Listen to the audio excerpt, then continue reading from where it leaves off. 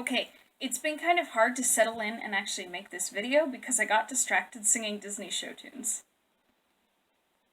Did you know The Little Mermaid has lore? And originally I had kind of wanted and even talked about making a video about The Little Mermaid casting and about race swapping redheads and melanin levels in mermaids, because I think about these things too much. But that doesn't sound fun right now. And I was going to record it last week when the whole furor was still going on, but I was so exhausted last week on my day off, and anyway, it just didn't happen. Though I regretted it when I saw how much my analytics dropped because I didn't have a new video last week. Anyway, so I don't want to talk about that. Well, the whole ginger side, it's a thing, people, it's a thing. While it is something I'm passionate about, it's not something I feel the need to make a video on. Well, if I really sat down and just let myself start ranting, I probably would find a lot to say, but I'm just not interested in that. What sounds a lot more enjoyable, actually, is talking about the Disney Little Mermaid Broadway version. Please don't leave. So, this is actually one thing that I love about the Disney Broadway shows, is they took the movie idea and then they expanded it. They had to add more songs and they had to fill things out to make an actual Broadway musical. But in doing that, they added so many details, and they actually brought in details that had kind of been cut from the movies, which is something that I will explain. So, okay, do I need to go into any background? Okay, really quick, I will say this. So, The Little Mermaid live-action movie. I don't like Halle Bailey. I'm sorry, I don't know how to pronounce her name. It's very confusing. So, I don't like the casting. Whatever. However, there was an article yesterday, I think it was, talking about how Javier Bardem, sorry if I'm pronouncing that wrong, is in talks to play King Triton, and it's pretty much everywhere, so we'll see if that happens. But in one article I read, something they mentioned was that the movie is actually going to include Ariel's mother.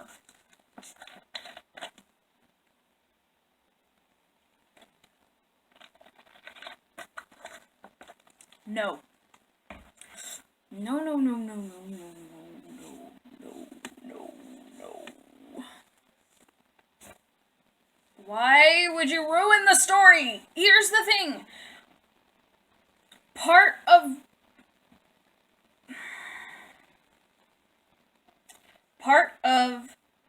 why the Ariel Triton dynamic works in the movies because he is a single father and he is doing his best, and that is something that's expanded on in the Broadway, which we're getting to. Okay, so they're including her mother, who is supposed to have a bigger role.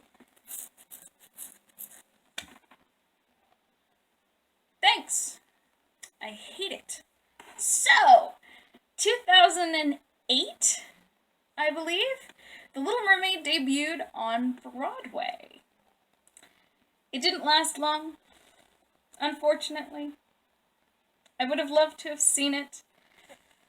There are still performances of it. I don't know if there's a national tour, but I'm sure I'll be able to see it in some form or another.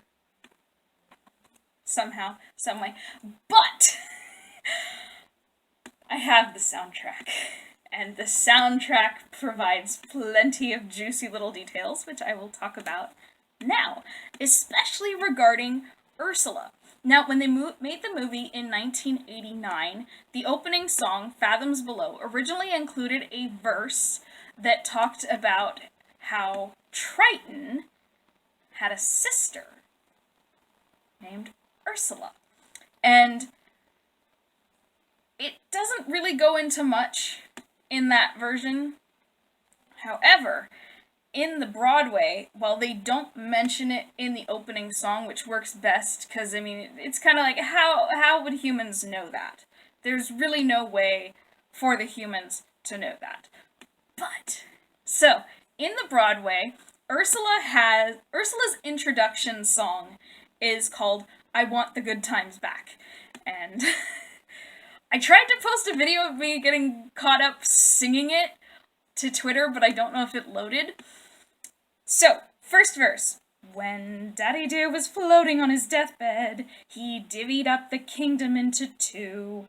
I got his magic shell, and half the sea as well. His trident went to, you know who his trident went to, don't you, babies?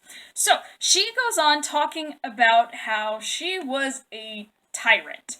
She used black magic, did I mutilate, maim, and destroy just a tad? She is of the opinion that she should be allowed to do whatever she wants with her power because it's power and it's her birthright because she is the daughter of Poseidon. Now, this is never actually stated outright. However, in the Poor Unfortunate Souls reprise, when she gets Triton to sign the contract and everything, she says, now the power of Poseidon has been once again made whole, all the magic of the trident and the shell at my control, and now dark shall reign forever, over ocean, sea, and shore, you poor, unfortunate souls. I told you, I keep getting distracted because show tunes! Oh my gosh, I haven't actually listened to show tunes or sung them in a really long time, and it's just making me really excited to be doing so again. I'm sorry!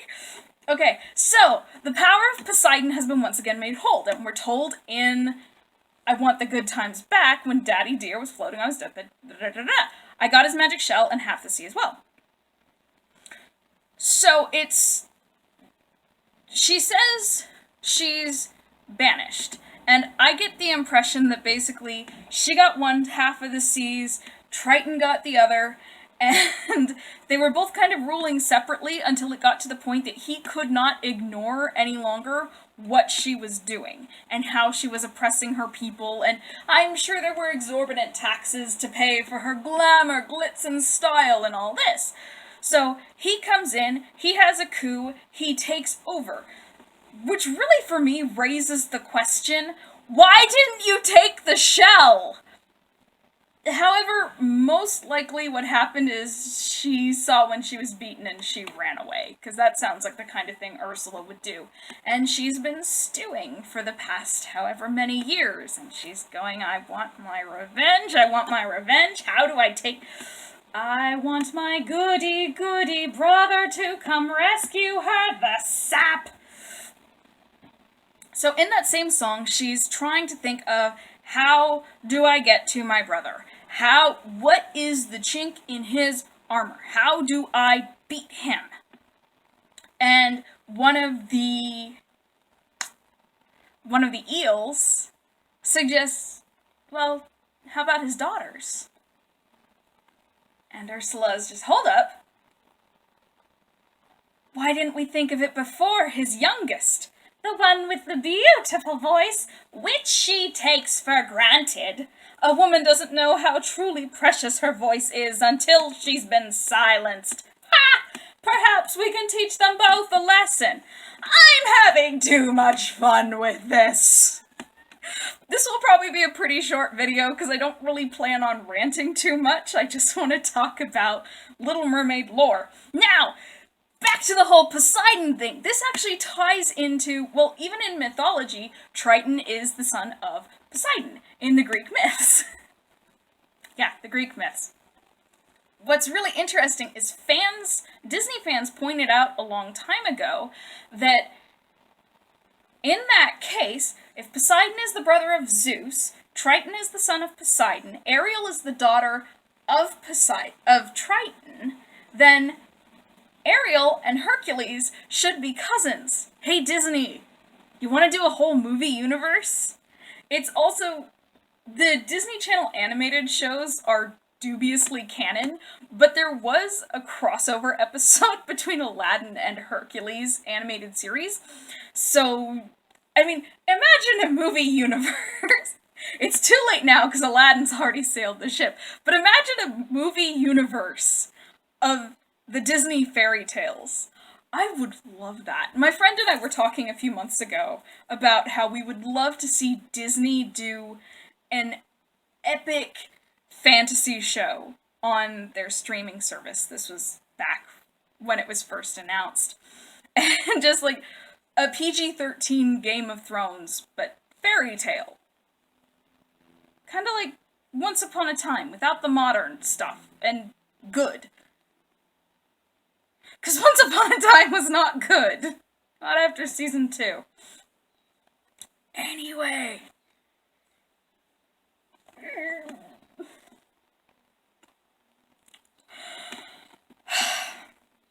So. Okay, where was I? That really is the main bit of lore that is something I would love to see fleshed out more is... Oh, so going on. But the detail of Ursula being Triton's sister has always appealed to me. Especially when they did the musical and we got the song I Want the Good Times Back, where it comes...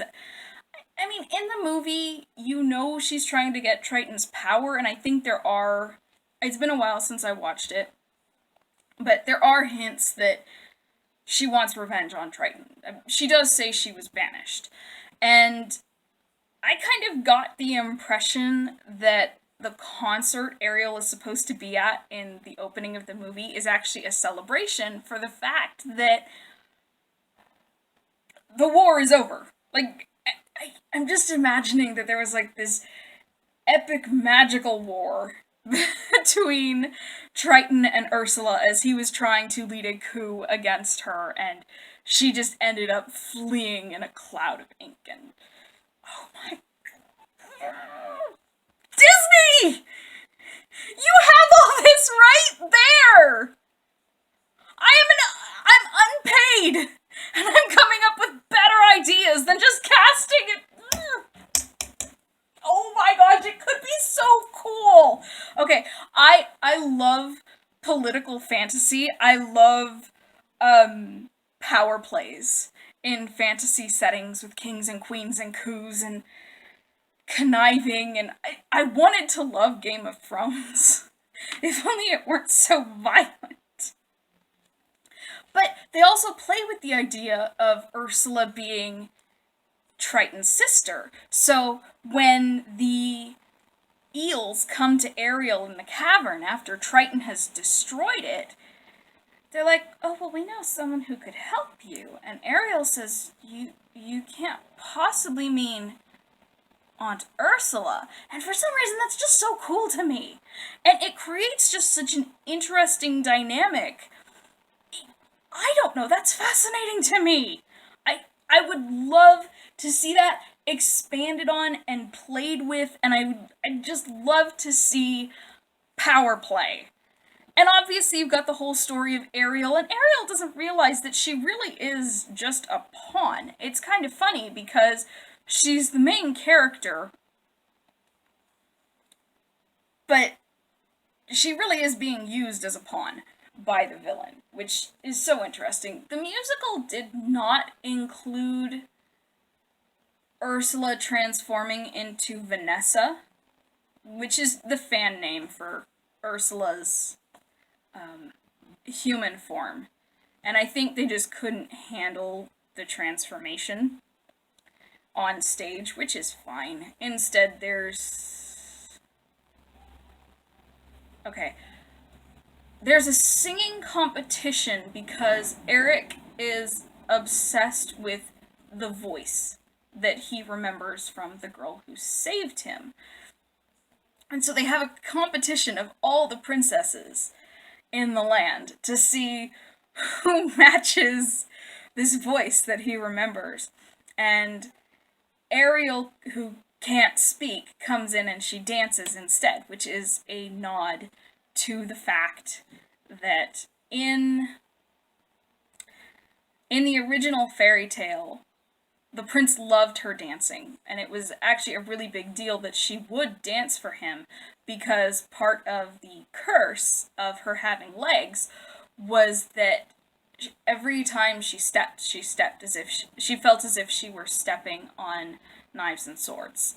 So walking was painful, and dancing just as much so, if not more. But he would love to see her dance, and so she would dance for him, and she danced at his wedding, which is just like, ow, on so many levels.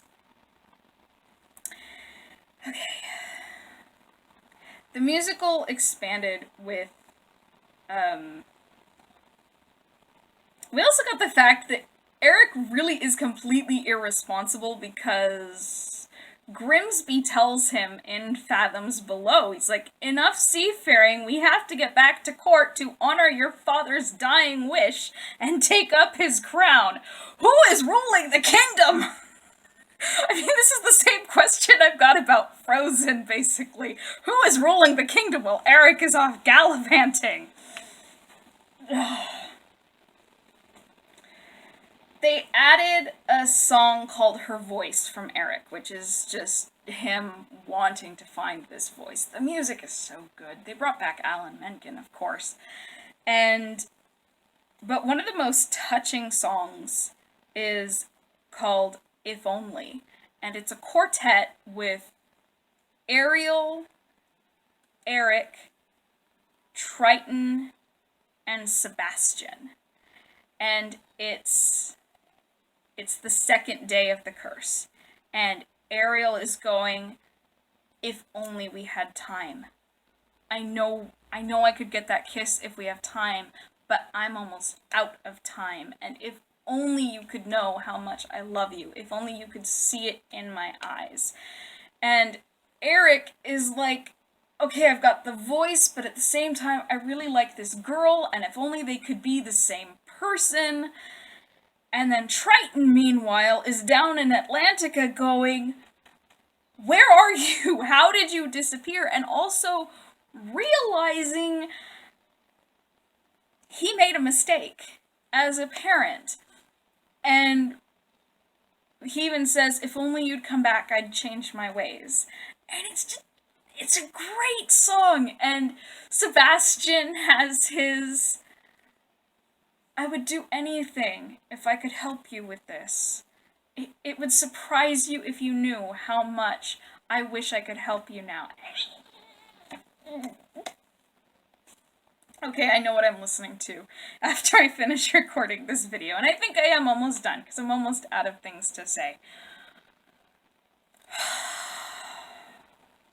I think, even more than anything, my disappointment with The Little Mermaid, more than casting, more than politics, more than anything. Also, Melissa McCarthy as Ursula? What even is that? Get an actual drag queen. Seriously, Ursula's design was based on a drag queen. Get a drag queen. That would be fun to see. Okay, I would be so down for that. Oh, but that would be sexist to cast a man as a woman, wouldn't it? Okay, anyway. Yeah, part of why I loved the 2015 live-action Cinderella was because they took the core of the story, but they expanded it in a way that it doesn't feel like it's just a live-action remake. It feels like it is its own thing. You have the expansion of the prince and his whole arc, and the Grand Duke. They made the Grand Duke evil. Which is better. I don't like comic relief characters, so I actually don't mind them changing the Grand Duke in Cinderella. But you just got so many more details, and you got to see Ella and her father and her mother, and just all these things, and it was so good. It's it is my favorite movie. And it's not a shot-for-shot remake. In fact, I don't know, there is not a single scene in the live-action Cinderella that is a shot-for-shot remake, or even just the same as any of the scenes from the original animated Cinderella. And then you get to Beauty and the Beast, where there's the live action from, oh my gosh, I hate that movie. I hate the live action Beauty and the Beast as much as I love the live action Cinderella. Seriously. And I hate that dress as much as I love the Cinderella dress. I could do a whole video on why I don't like the live action Beauty and the Beast. But ultimately, what it comes down to is it was a remake. And the things they added and the things they changed didn't actually benefit the story. It's like, oh, we need to answer the question of where her mother is. No, you don't. As much as people, the internet, love to complain about, oh, where are all the Disney mothers? They're dead. It happened. Especially in the era when fairy tales were written, it was kind of common. They're dead. I'm sorry. They're dead. Deal with it. And this is why I don't want to see Ariel's mother. Because that, while it will change the story, I feel like it's going to be more of a surface change than an actual, let's do something new with this. And no, casting a black Ariel is not doing something new with it. That is shock value. I would think that at this point, with The Last Jedi and the Game of Thrones finale, that we would all realize shock value is not a good thing. At this point, if you want to shock me, make a good movie.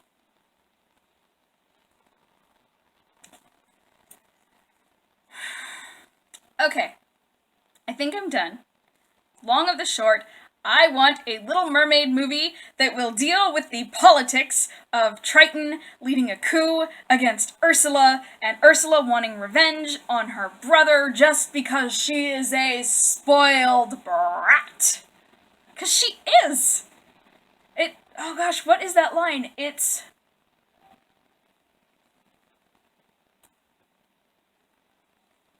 I want to make the merfolk cower like they did in days of yore.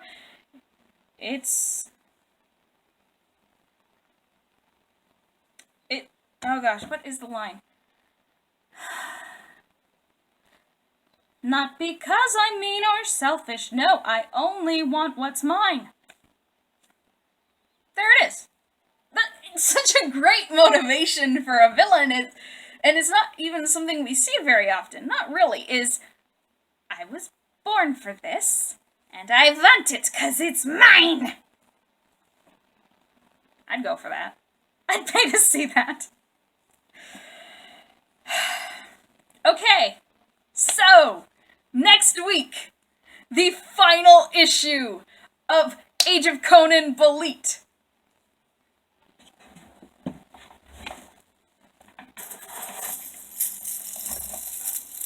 And I'm coming prepared.